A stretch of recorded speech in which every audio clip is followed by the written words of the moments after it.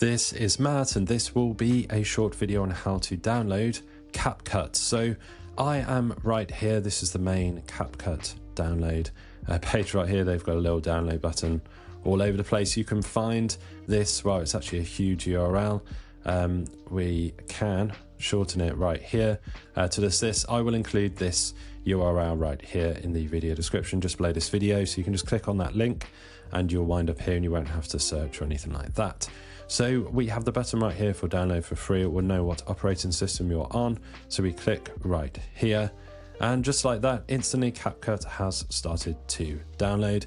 Now, depending on what browser you're using, I'm using Google Chrome on a Mac, so it will send the file, in this case a .dmg file, directly to the downloads location on my Mac. Now, if you're on Windows, you'll get the .execute file, exe file, and you will install from that installer as the instructions tell you right here. But hopefully you've found this video on how to download CapCut useful. You have the URL, now you have the link.